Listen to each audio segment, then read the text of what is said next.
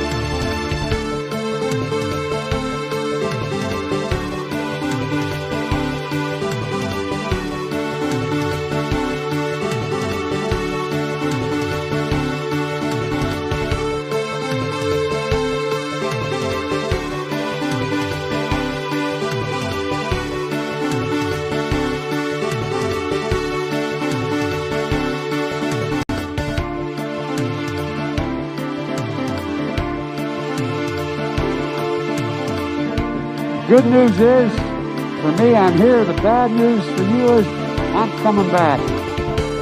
Good news is, for me, I'm here. The bad news for you is, I'm coming back.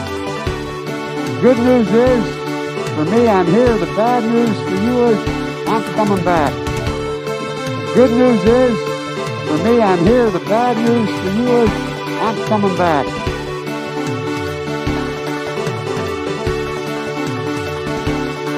Bottom line, the American dream, the great American dream versus being a socialist hellhole.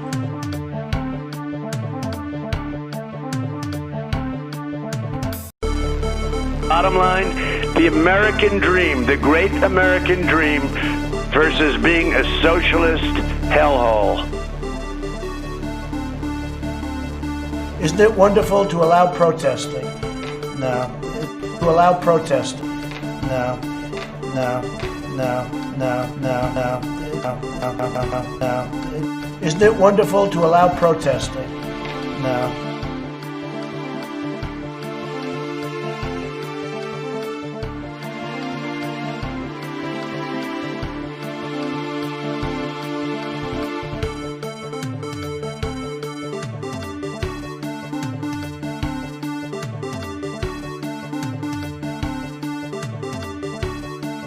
Hello? Is this thing on?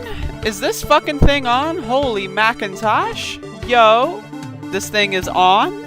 Hey y'all, what is popping? And welcome to another episodic installation of Above It All. This is Above It All Show, the show for you. If you like good shows, if you like shows that have oomph, you know, then this is the show for you. So this is Above It All. Episode 1012 for November 6th, 2020. That is today's date. And yeah, so this is we got a show today. Joe Biden, by all accounts, appears to be the president-elect of the United States of America. I need to get a smudge off my glasses real quick, so I'm doing a face reveal for those of you watching the live stream and or the archived videographic proof of the live stream, whichever one comes first. Joe Biden appears to have won the presidency, everybody, and so I got the New York Times map open here, and if you look at Georgia, Joe Biden is up by about 2,000 votes in Georgia. Georgia's basically enough to secure the election. Pennsylvania, Joe Biden seems to be up quite a bit in Pennsylvania, about 14,000 votes in Pennsylvania. Joe Biden leads Donald Trump. Pennsylvania, if called, would give Joe Biden enough electoral votes to win the election. So, what does this mean, everybody?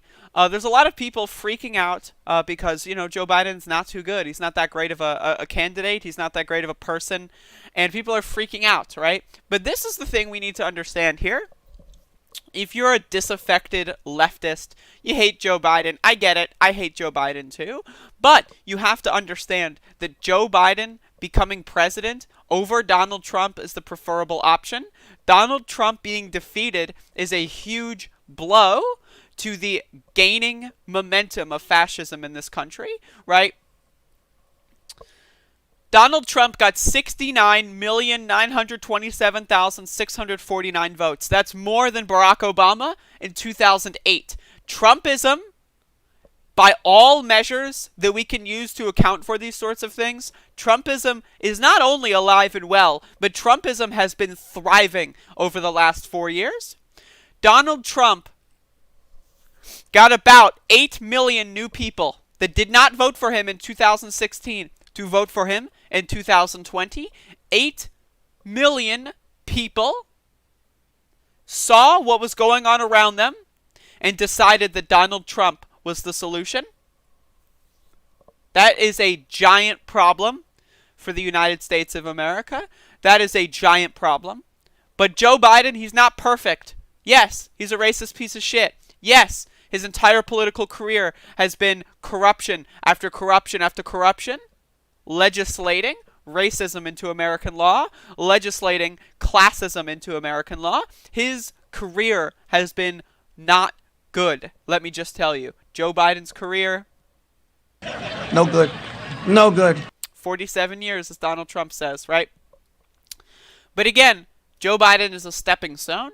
Donald Trump being defeated is a huge, huge win to all things good in the world. Donald Trump losing is good. Now, there's lots of reports. Is Donald Trump going to run in 2024? I hope so.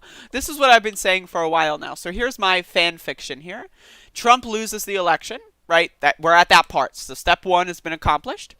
Trump loses the election. He starts a new TV station. There's been reports that Donald Trump is interested in poaching Sean Hannity, Laura Ingraham, and Tucker Carlson from Fox News to his own television network. Right? So he's going to do that in 2021. 2022, this is my fan fiction. Again, completely fan fiction. Donald Trump runs for a House or Senate seat in 2022 and wins. Duh, of course. Right, so he runs for a House or Senate seat in 2022 just to get in there. Now imagine Donald Trump on a fucking housing committee.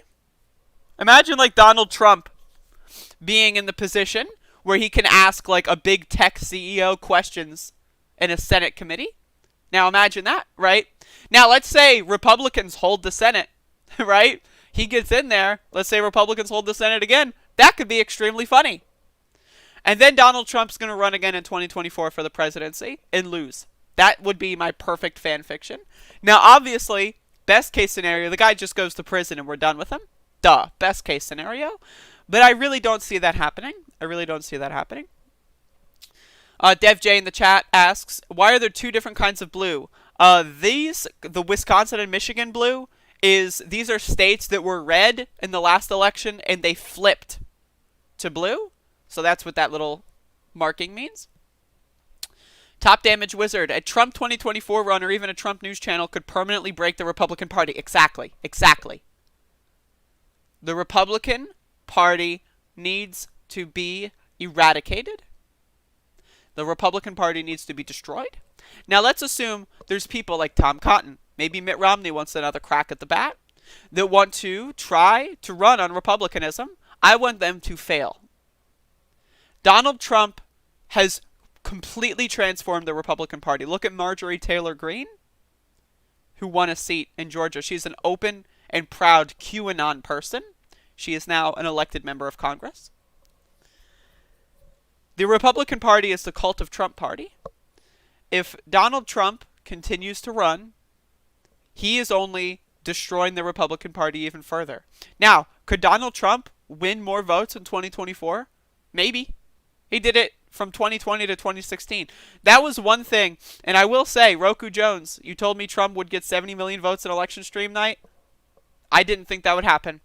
I somehow did not understand that Donald Trump would get more votes than he did last time, 4 years ago. How the fuck did that happen? That is a stunning indictment on our society, that Donald Trump got not just one more vote, but 8 million more votes than he did 4 years ago. That is a stunning indictment on society. We have failed, everybody. History, hundreds of years from now, they're going to look back at this. They're going to see that everything that Donald Trump did was so reckless and disgusting, and then they're going to see the results. A net gain of 8 million votes. 8 million people went through 2017, 18, 19, and 20 and decided, you know what? That was pretty good. They did not decide that previously. Now, you could just say it's low turnout versus high turnout. There were a lot of Trump supporters that wouldn't have voted. They just didn't care. They liked Trump. They didn't really care, right? You can make that argument that it was just a turnout game, and these people were always there, and there really aren't that many new recruits, in all honesty. You can make that argument, but still, it's disgusting.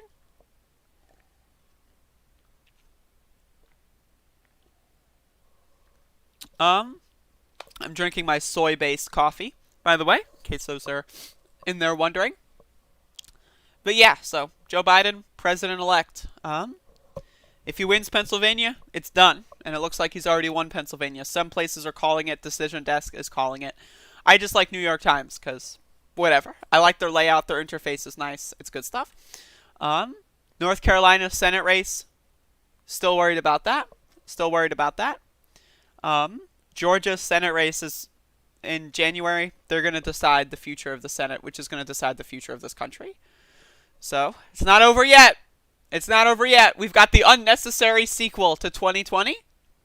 Reminder, everyone is like, oh, what are liberals going to do next? 2022 is the most important election of our lifetimes? No, it's 2021.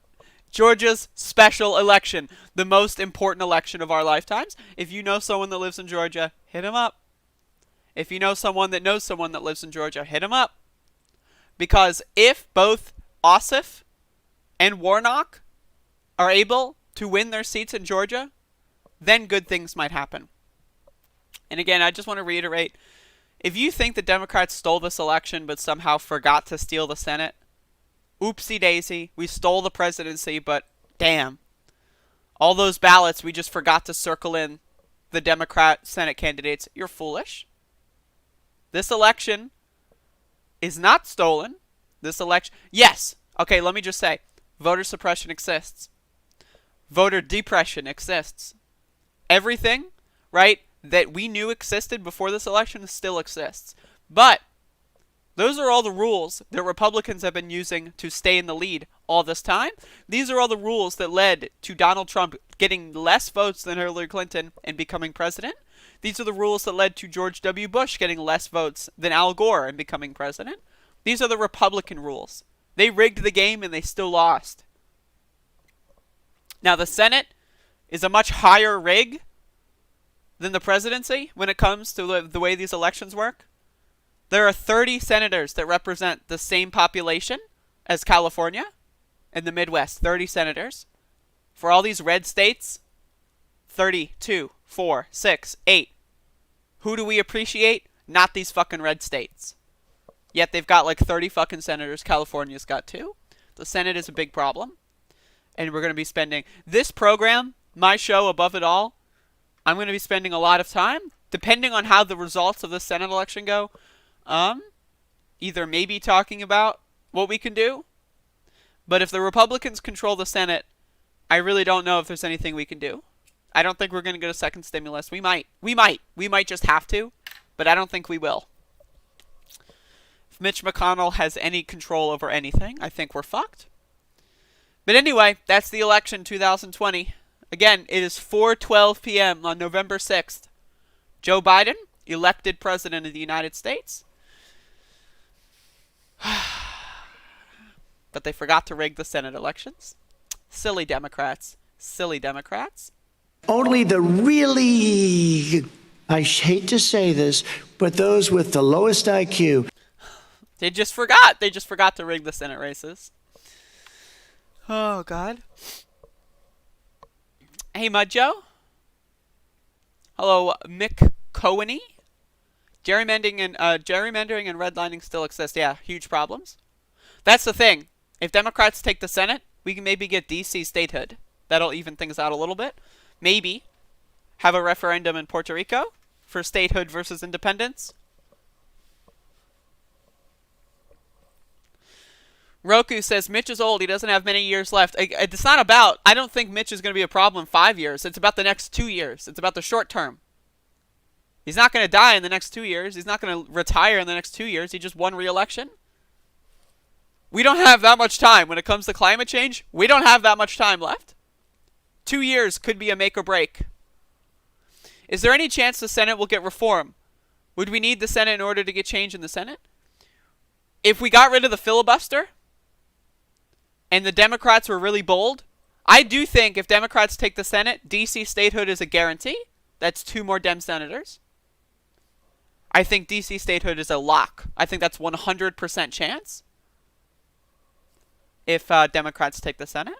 Now, if the Democrats were actually a party of the people and actually gave a fuck, Wyoming, 2 senators, okay. California, 20 senators. Texas, 20 senators. Come on, man. Virginia, only 2 senators in Virginia? Fuck it, let's have 6. North Carolina, you're telling me there's only going to be 2 senators for North Carolina? Why not 12? That's probably the easiest way to reform the Senate. It's by adding more states. Outside of that, you just need to abolish the Constitution, which I don't see that as happening anytime soon. I would like that to happen, but I don't think that we're going to abolish the Constitution in the next 20 or 30 years. So, until then, let's break up California into like 12 different states. Yeah, Dems rigged the election even when he's killed over 230,000 Americans, so their grieving families wouldn't have voted against him, or the fact he called dead soldiers. Everything that's happened, Mick Coheney, everything that's fucking happened in 2020 alone,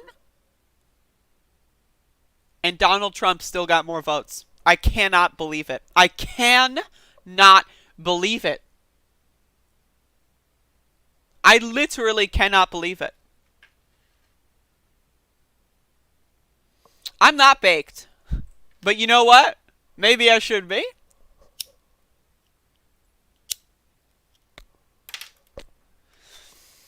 So, another segment I want to do on the show is there's a hotline going around of the Trump War Room. And let's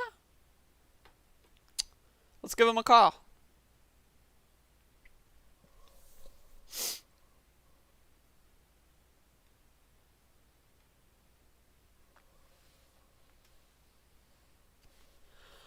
All right, so thank you for calling the Trump National War Room. All of our agents are busy helping other callers.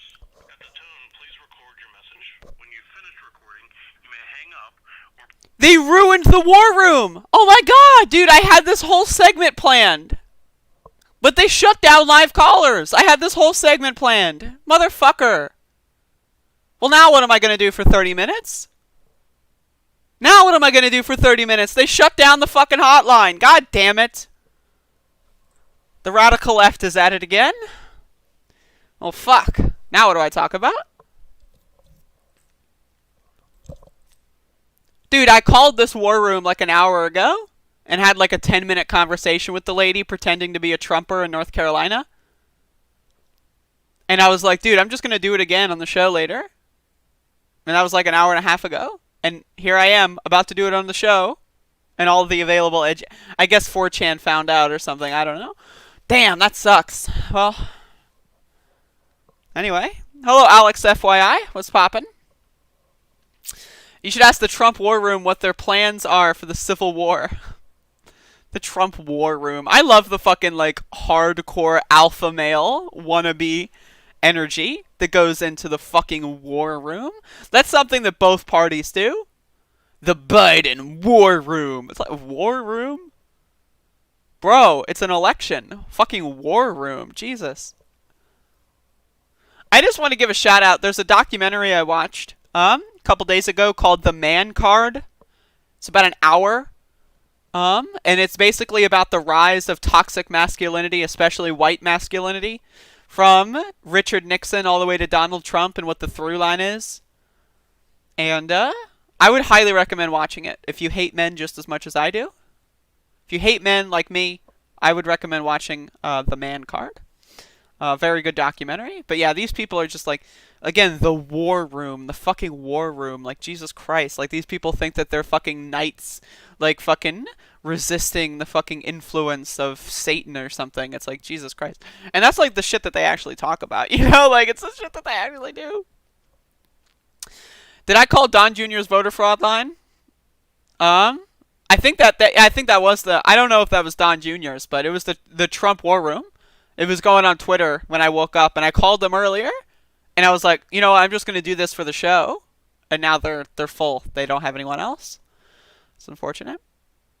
It was really funny, though, because an hour ago, I did this in front of my family downstairs when we were talking about the president's of the election. And I was on the phone with the lady, and I was talking about the mail-in ballots, and I was like, it's almost like they don't want Trump to be president. Can you imagine? And the lady like got like really upset and it's terrible. And it was just like the funniest thing in the world. And I was like, dude, I want to do this on the fucking show. I need to record it. Next time I'm just gonna record it immediately. Next time I'm not gonna do a test round, because it was really funny. But again, I promise you, it was really funny. Like, I know I don't have anything to show for it, but it was funny. I promise you, it was funny. So I got a few things I want to talk about. So this was over the last day. There was someone dressing up as Antifa in New York City. There's been a lot of protests going on in the wake of this election. And so there was someone dressed up as Antifa, and I want you to watch this video. I want you to watch this video because, again, we're getting all these reports of Antifa breaking windows. You know, the lady I called on the Trump war room earlier was talking about how Antifa will break the windows of election centers. It was really funny because when she did that, my response was like, really? Because that's on television. All I see are Trump supporters doing that. And she got like really confused. Then she was like, no, it's the radical left. No, but so here is an undercover cop who's LARPing as Antifa. So whenever you see someone suspicious at a protest, now again, the guy who's recording this video, probably a loser, right? But if you ever see someone suspicious at a protest, take note. Cops, I just want to underscore this real quick. Cops do not like being undermined. So if you mock and degrade them and harass them, they're going to say, fuck this. I'm a cop. They're going to say, whoa, whoa, whoa, buddy. You can't treat me like a regular person. I'm a cop. And they're going to blow their cover. So watch. You Antifa? You Antifa? That's what I look like. You Antifa? I'm just You just hanging out? Just hanging out. You just hanging out? Hanging out. I live right here. We don't like motherfuckers like you around here. Like what? Like little fucking assholes that look like they want to start a fight. Yeah, live right here. You know, there's a bunch of us who live right here. We're not taking your shit. So I don't know where you're from, but we don't want you right here. All right, thank you. You see that? You see that? This isn't the first time I've seen something like this, but this is like one of the most blatant kind of examples of like, cops don't like to be harassed. They don't like to be talked down to. They don't like to be, and I emphasize this, cops do not like to be treated like normal people. Because if they wanted to be treated like normal people, then they wouldn't be cops. They want to have that authority. They want to be better than you. So again, if you ever see anyone suspicious at a protest, I don't recommend going up to them by yourself. I hope that this person has someone with them, but I don't know, there's a strategy.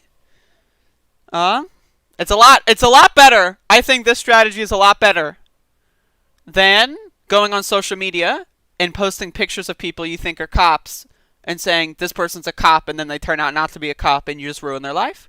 Because that's something I've seen a lot at protests, are people cop jacketing, and it sucks cock and it's dumb. And there's other ways to handle that situation. And this is a good example of ways to handle that situation. So just wanted to throw that out there. I think that kind of stuff's important. So giving you the info.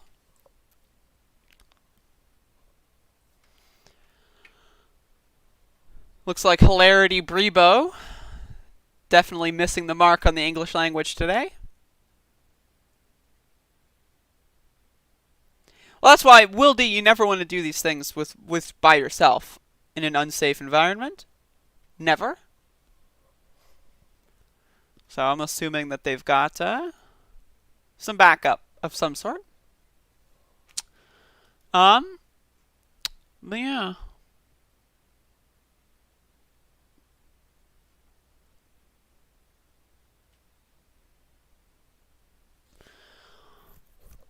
Whew. My tincture is about to kick in here. How about not answering police questions? Don't answer questions to get into the discussion with them. There's no law that requires people to answer police questions. I agree with that, Callistus, but that was not the context of the situation. The police were not asking anybody questions. What I like doing, and this is just because this is a personality trait of mine and I'm also a white person, but what I like doing is when police ask me questions or interact with me in any way, I love acting as aloof and obtuse as possible. Like I love, like this is what I used to do when I lived in Washington D.C. I used to go to protests and I would like talk to the cops and I'd be like, so what's going on here? This is like last year, so this is before 2020, before shit got, you know, way out of control. But I would go to protests and I would just walk up to the cops, right, separate from the group a little bit, and I would usually have my phone on me, but it would be like, hey, what's going on? And I'm just trying to like strike up a conversation and like be nice to them, but like sarcastically nice to them, so they can't really tell if I'm being sarcastic, but like they're a cop, so like they're going to assume that I'm not being sarcastic because they're a cop and that's what they have to do. I really love messing with cops, especially, I don't know, it's just like really funny because like I remember the Supreme Court protest when Brett Kavanaugh was sworn in. This is 2 years ago now. There were cops there that were trying to break up the protesters from knocking down the doors of the courthouse. And I remember asking the cops, it's like, so where can we stand? Where are we allowed to protest? And they say, just get back. And I say, so where are we getting back? And they just get really frustrated because here's the thing. Cops don't know how to have conversations like normal people. So when you ask them for specifics, when you ask them, like, what does this mean exactly? What's the line? Like, if, like, the cop was like, you know, if I have to tell you again, I'm going to arrest you. And I'm like, and then I was like, tell me what again? I don't understand what's happening. And they just get really frustrated. Because you have to understand, cops are not bright. They're dumb. They're dullards. They're really not smart. So when you ask them, like, what's going on, they have to figure out how to respond to that question. And that's just, it's really fun. So if you're a white person at a protest, now again, be safe, of course, right? Like protests in 2020 are a hell of a lot different than they were in 2019. But if you're just like a white person at a protest, maybe if you feel like the mood is okay, just go up there and troll some cops, distract them a little bit, get them saying dumbass shit on camera, and maybe make like a cringe comp. Just throwing that out there.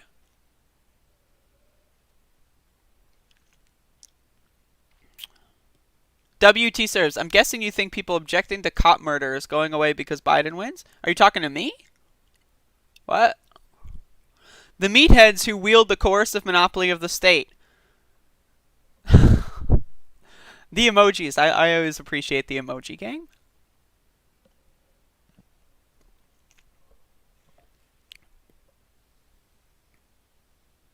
Oh, Hilarity Brebo. They post. I have them ignored right now. No, like I didn't click anything, but like my brain is like, don't read those messages because they're not going to be intelligent, and you're just going to distract yourself making fun of them. So I'm sorry. What's the plan if Biden manages to pull off this steal? Oh my God. The cope right now.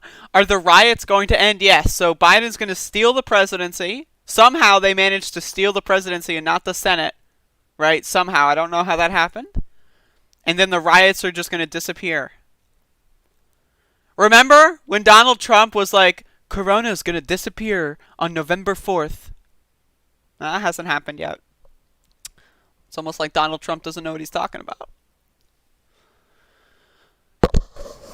With Biden winning, we'll at least have law and order on our side if the Proud Boys want to get violent. I wouldn't count on that, Top Damage Wizard. But when you talk about margins, when you talk about percentages, yeah, I think there's going to be more often than not, you're going to have law and order on the side of not Proud Boys. But I don't think that's going to be like a binary flip. I think that's going to be the improved margins, but that's about it.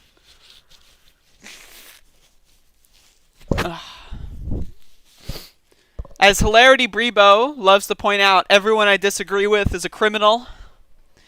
Remember when I was doing that debate with, I forget which one they were, but the debate was like, you know, like, you don't support free speech. You want to suppress my free speech. And then, like, I got them in 5 minutes to say, yeah, I want to send you to jail for disagreeing with my politics. Like, it's these people, like, they have no consistency, no congruence in their ideology. It's just cringe. That's why you see Trumpers in Arizona. Keep counting, keep counting. And you see Trumpers in Georgia. Stop the count, stop the count. What? There was a report that Donald Trump was confused because he said stop the count on Twitter, and then his followers were like, stop the count. Right? And he was like, but wait, I want them to keep counting in Arizona. What do I do? It was really funny. Oh no, what do I do? But again, I resort to this. I just want to reference this clip here. Only the really, I hate to say this, but those with the lowest IQ. I just like, oh my god. I just want to say, like, I want you to look at fucking Biden's face when this clip plays. I'm sorry, but Biden's face is too good. Just watch Biden's facial expression. Only the really, I hate to say this, but those with the lowest IQ. Biden's just like, what? Like, Biden's just looking at this guy, this fucking weirdo. Biden's just looking at the weirdo, and he's like, what? Right? Oh, God, it's so funny. Anyway, this is my next story that I've got on the docket. Alabama police captain on social media about Biden voters put a bullet in their skull.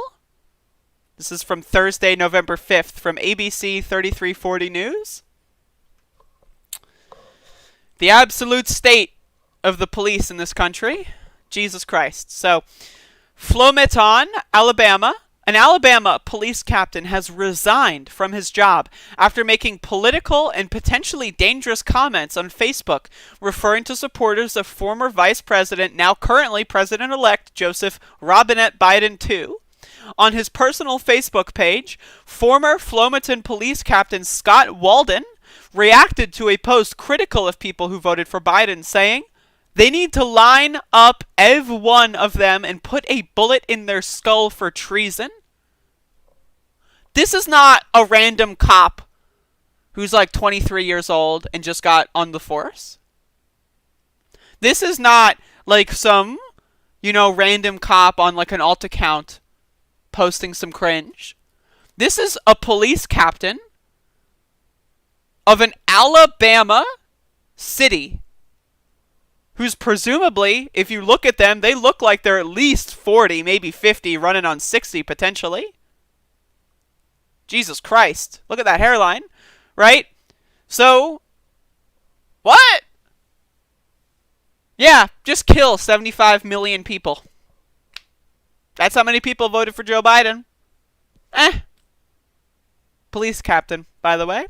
His comment was in response to a user writing, "The idiots that voted for Biden hated Trump enough to throw the country away. Thank the lying liberals and Democrats news media." It's ridiculous. Flomaton Mayor Dewey Bondurant said that Walden has been warned before. "That's what I wanted to do to start with, but by law I can't, so I handled it by law. We put him on administrative leave, paid leave, but we took his gun and his shield," says Bondurant. "Legally, the officer will be granted a hearing if he asks for one. All of his recent social media posts are now evidence and part of an internal investigation." Flomaton Police Chief Charles Thompson said the department holds offices' conduct to the highest standard and will continue to do so. I think there's a typo there. Now, I just want to say, this is what cops have been doing the whole time. It just so happens that there's social media. You don't think cops in the break room in 1994 were like, yeah, what I want to do to these people? You know? You don't think that they were doing... Of course they were. It's just that now Facebook is the new break room. And instead of it being in a non-recorded location where only their buddies hear it and chuckle and then they forget about it, it's on Facebook. It's a post that anyone can reference at any time. You don't think... Like, this behavior is not new. But yeah, so... You can read the rest of this if you'd like, but the absolute state of police in this country, it's disgusting. It's absolutely disgusting, reprehensible. And it's just further proof that the police as an institution really need to be abolished. I have a smudge on my glasses. I'm so sorry for the unprofessionalism. Oh no, I dropped my smudge, my de-smudger. I dropped it. It landed on me. But yeah. What a nutso day in the United States of America.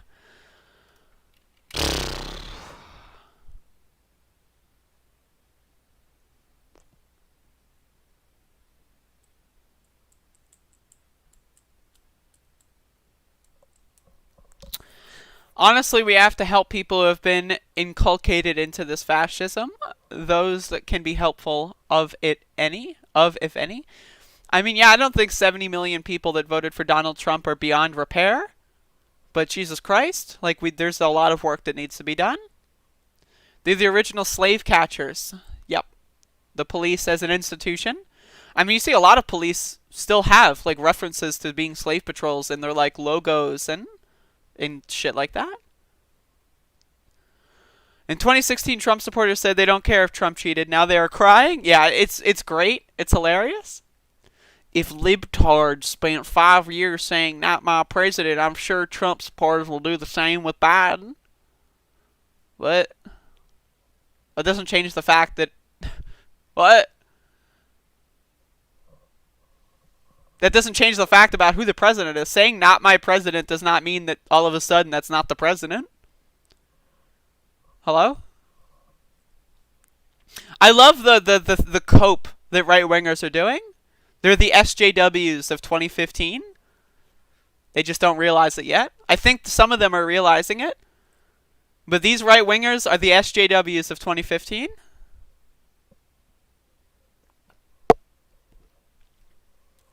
They've been living in an alternative version of reality for a very long time. A very long time. And it doesn't, like, you know, that version of reality doesn't crack and break down overnight. It'll take a couple weeks, maybe a couple months. But eventually they'll realize that everything that they've spent the last 5-6 years attacking and harassing... Oh, wait, that was them the whole time? They were the fools?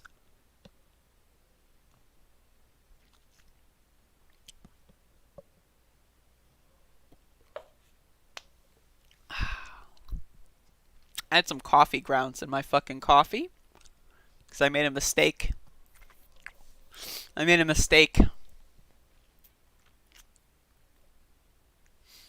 Some guy on Twitter replied to Trump, said they're moving to Mexico if Biden wins. I mean, I don't blame him. Get the hell out of here. You're just going to spend the next decade grinding with Americans? Grinding with Americans. It's clear you're not winning or convincing anyone with this insane... Hilarity Brebo? Democrats just won the election. What? Joe Biden got more votes than any president in the United States history? What? It's clear you're not winning or convincing anyone with this insanity. What? Again, the cope is really real here for these guys. Like, again, that's what you have to understand. Like, when people debate, people don't in real time in a debate go like, oh, you have a good point. They stew it over for a couple days. Maybe they'll test the waters and say something on, you know, a show a week later. And then next thing you know, 6 months later, they agree with you in the end. People don't change their mind in one single setting. This Hilarity Brebo guy in the chat room pretending like they know what the state of the world is. They literally still live in this alternate version of reality. Right? Like, that's what this is. Like, just because it's shattered doesn't mean it's fully broken and they stepped through. and now they're back into the real world, they have to deal with having an alternate history for the last 5 years. They're going to have to start researching, what did I miss in the real world in the last 5 years? They're going to have to learn how the world really works. And that's a process that takes time. So yeah, this guy is definitely coping pretty hard, but I have faith. I think anybody can rehabilitate themselves, personally. But yeah, speaking of coping, so police thwart alleged plot to attack Pennsylvania Convention Center where votes are being counted in Philadelphia. Again, speaking of coping, not good, not good. So, Philadelphia police are investigating an alleged plot to attack the Pennsylvania Convention Center where ballots are being counted. On Thursday, the Philadelphia Police Department received a tip that individuals armed with firearms were on their way to the convention center area in a silver Hummer truck. The tip involves a group, possibly a family, who drove up from Virginia in a Hummer to attack the convention center where votes are being counted. At 10:20 p.m., officers spotted an unoccupied silver Hummer truck parked at 230 North 13th Street and alerted that over police radio. Minutes later, police, 2 bicycle patrol officers discovered 2 armed men. Police said neither had a valid Pennsylvania permit to carry and were both placed under arrest. According to authorities, the men said the Hummer was their vehicle. An additional gun was recovered from inside the Hummer, police said. Firearms charges are pending for both men. The Philadelphia Police Department investigation is ongoing between the PPD and FBI. No injuries were reported. Early Friday morning, the Hummer was still on 13th Street near Vine. The vehicle had a window sticker and a hat with a logo for the internet group QAnon, which is known for spreading conspiracy theories. The FBI has labeled them a domestic terror threat. At least 24 congressional candidates in this current election have endorsed or given credit to conspiracy theories promoted by the group. And one of them, in Georgia, Marjorie Taylor Greene, won the election. But yeah, this is the absolute state of right-wingers right now. They can't handle the idea of votes being counted, so they're willing to drive across state lines with guns to stop democracy.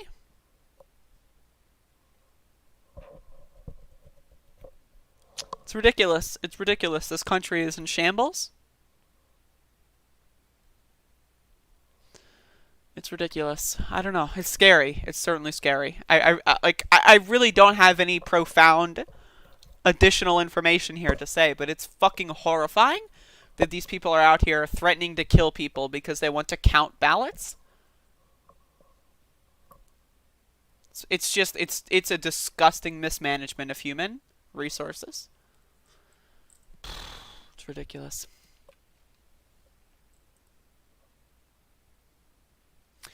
Why the winner must have 270? Why that number? Because it's half. It's 50.001% of the points. So both candidates could get 269, and that would be a tie.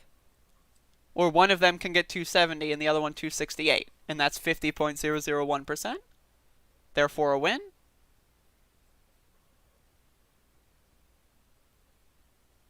Why can you tie? Why not? Why not? The tie is... Well, I guess if Pennsylvania is not counted, the tie is still technically possible.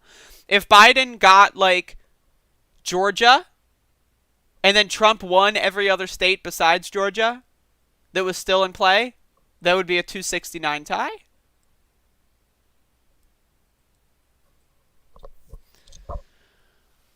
But yeah...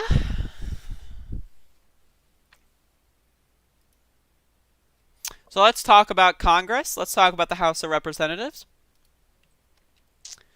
Nancy fucking Pelosi. So here's a little article from The Hill. Pelosi launches formal bid for Speaker at next Congress. So, the this morning I made a little video about there's a Democratic caucus call, and a bunch of them are decrying races going for Republicans because they were too far left-wing. And really, this comes, when you look at these races and analyze what happens, really it comes from the idea that Republicans were super energized, and the anti-Trump vote was enough to get Joe Biden across the finish line. But the anti-Trump vote was not enough to get a lot of these generic, centrist Democrats across the finish line, because that's what the problem is here. This wasn't an issue with, oh no, defund the police sunk my campaign. No. It was the issue that you were not embracing the political agenda behind defund the police or Medicare for all. And you let the Republicans paint you as an enemy, and you did nothing to distinguish yourself from that. That's what the clear incompetence is with the Democrat Party. And so, I just want that to be underscored before I read this article. But Nancy Pelosi's going again. Jesus Christ, can we get anybody but Nancy Pelosi? Anybody but Nancy Pelosi? I will take literally any other Democrat in Congress besides Nancy Pelosi. I'll take Justin Amash. Can we get Justin Amash to be fucking speaker? Like, come on, man. Like, Nancy Pelosi has been such a disaster for this country. When people elected a Democratic House in 2018, they did so with the idea that there would be oversight on this corrupt gangster in the White House. And what did they do? They impeached him for the most narrow thing possible, not to implicate themselves as well, let him get off, and did no other forms of oversight. Nothing. Nada. Not a single thing. Nancy Pelosi cannot become speaker in 2021. Seriously, if she becomes speaker once again, we have failed. It's over. It's done.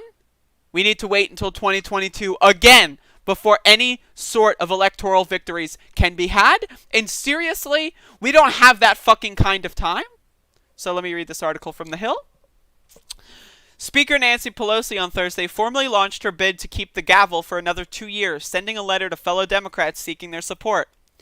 Now again, Pelosi has had a lot of people shake from her support because of this election. The Democrats have utterly failed when it comes to picking up seats in the House. Pelosi has led the caucus since 2003 and has made it no mystery in recent weeks that she intended to remain, or rather to retain that position in the next Congress. While voters on Tuesday maintained the Democrats' majority in the lower chamber, it was a bruising cycle for Pelosi and party leaders, who had promised to pick off vulnerable Republicans and expand their numbers advantage in 2021. Instead, Democrats lost at least 7 incumbent seats, and as of Friday morning, they had not knocked off a single Republican seeking re-election.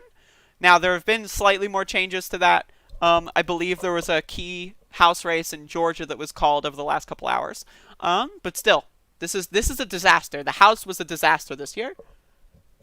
No ifs, no ands, no buts. A fucking disaster. And Nancy Pelosi's leadership is primarily responsible. While voters on Tuesday maintained the Democrats' majority in the this is why I normally do highlights, but I didn't do it this time because I rushed this morning. The disparate results have sparked plenty of finger-pointing within the diverse and divisive caucus, with moderates and liberals trading barbs over who bears the blame, and lawmakers of all stripes criticizing their leadership's messaging strategy heading into the polls. In her letter, Pelosi alluded to the tensions, noting the divisive viewpoints of all of our Democratic caucus and the urgency of the challenges ahead. The speaker said she'll be contacting members individually to get the benefit of your thinking fresh from your campaign trail. Our caucus is blessed with many diverse and entrepreneurial perspectives, she wrote. What a fucking piece of shit. Again, if Nancy Pelosi, if they embraced Medicare for all, if they passed Medicare for all in the fucking House in 2018 or 2019, rather 2019 or 2020, if they passed Medicare for all and then said the Republicans, they won't do it in the Senate, they won't do it. Look, we got Medicare for all. It's on the table. It passed the House. And the Republicans won't fucking do anything. Help us out here. We might have taken the Senate. We might have picked up seats in the House. But instead, what they did was this triangulating Bill Clinton third way garbage fucking strategy of there being historic. There is the largest civil rights movement in American history this year. And what did the Democrats respond with? Oh, well, maybe we should give more funding to the police.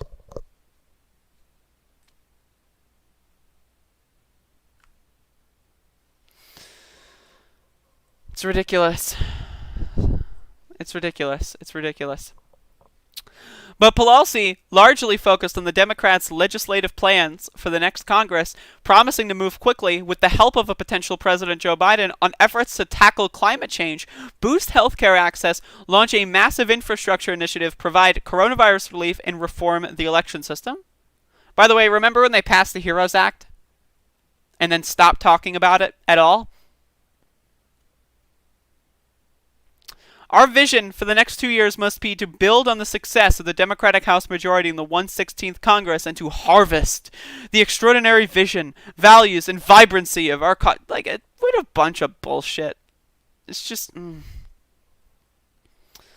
There appears to be no threat to Pelosi's bid to retain the gavel. The Speaker has overwhelming support of her caucus and won widespread praise over the last 2 years for her confrontational dealings with President Trump. There you go. Fuck healthcare for the poor. Fuck climate change legislation, the green dream or whatever they call it. Fuck a stimulus that's actually going to pass. Fuck the kids in cages. Right? I'm confrontational. Look at me, I'm Nancy Pelosi.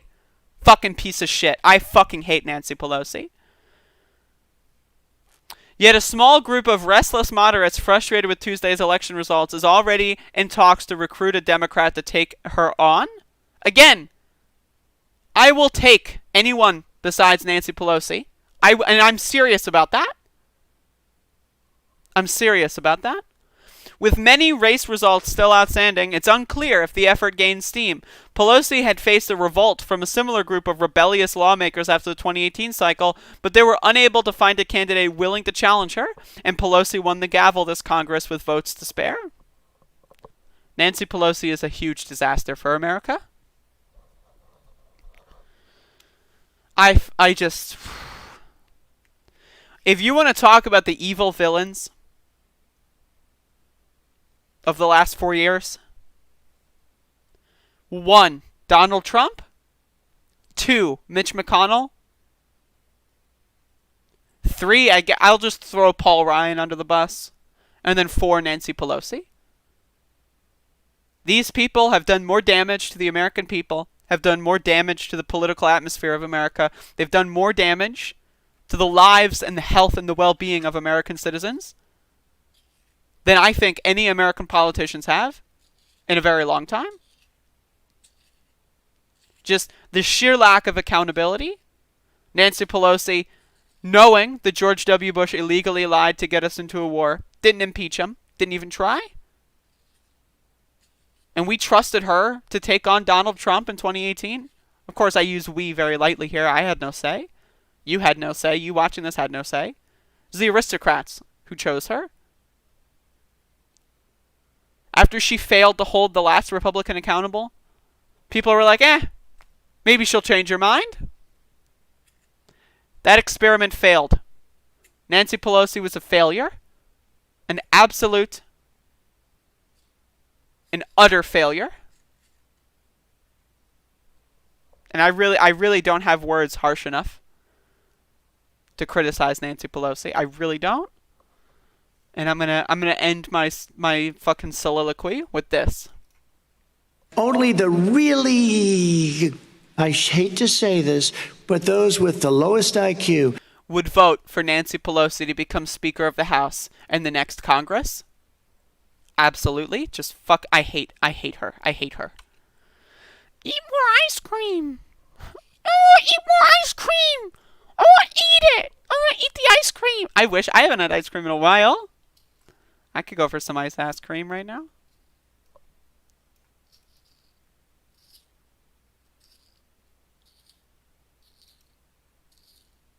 Oh, eat more ice cream.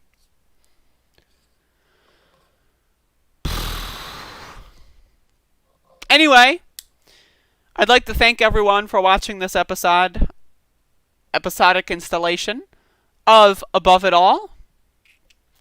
Brooke, I'm aware of the elephant. It was a Republican elephant. I don't want to think about the Republican elephant.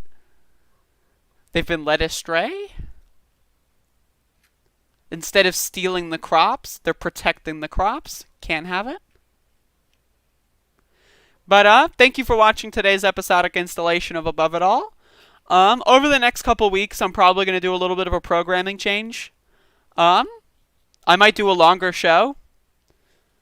I want to maybe do more guest slots. When I first switched Above It All to a live stream, I did so with the intention of getting more guest slots and people to come on the program. But I'm pretty antisocial, to be honest with you. And there's a lot of people that have shown that they've wanted to come on. And I've just been a little bit too lazy of setting that up. So I think over the next couple of weeks, I'm going to try to get more of a consistent guest segment on. So if someone wants to pop on, you know, send me an email, a message on Twitter or Discord or whatever, and we'll try to set it up. Give me your schedule, and we'll try to set it up. But I want to do more of that stuff. Because one, it's easy. I don't really have to prepare anything. And someone else does content for me. So it's it's easy. I make money from it. It's low effort. I can engage in boosting people, and then they boost me, you know? Sounds pretty good. But yeah, if you want to come on the show, send me an email. Andrea@speed.dog is my email. Message me on Discord. That's probably the best way to do it. Trey Williams 28 on the Discord. Alright, cool. Just send me a message. McCoheny. Just send me... Is that McCohen 3, actually? I thought that was like a Kawaii XD anime thing. But that might actually just be a 3. Are you the third? McCohen 3. That's a lot more of a sensible username than McCoheny. I'm sorry, I've got anime on the brain. Anyway, thank you for watching today's episode. Again, I am on Anchor FM. You can find my broadcast, you can find, this, you can find it on Anchor FM. So check this out. The page is loading. It's loading. Look at this. See? Look, you can get all the episodes, even 1009. The lost episode. Want to see what happened a week ago before I got the YouTube problem? There you go. You can listen to it, right? You can get all of these episodes on Anchor FM. They also let it go on Google, Breaker, Pocket Cast. I don't know what all this bullshit is, but it's on there. So that's happening. This show is going to be on there right after the live stream. And if you're listening to this audio podcast right now, what's up? You should give me money on Patreon. Let's keep the cycle going.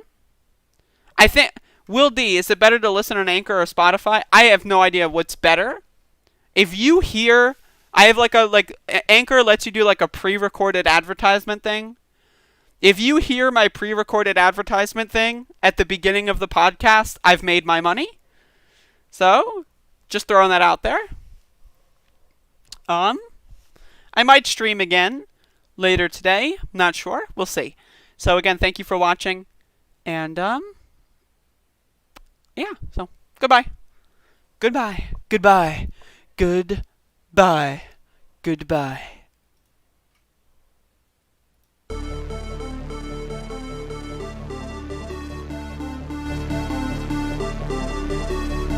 Retweet.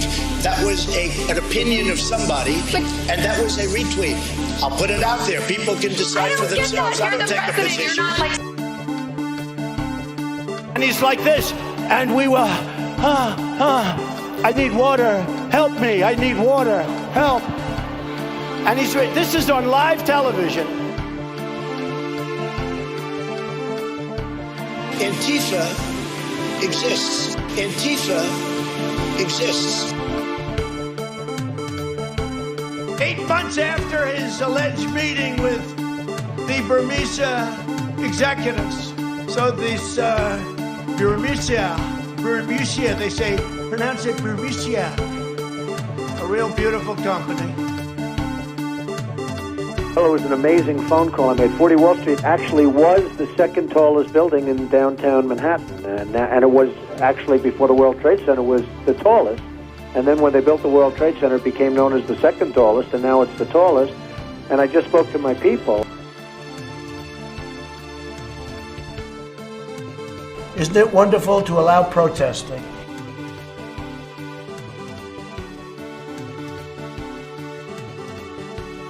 Get back in the business of creating a more peaceful world.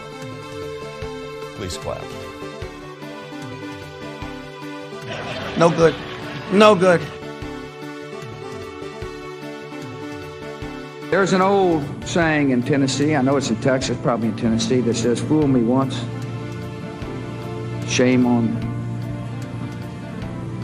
you. It fooled me, we can't get fooled again.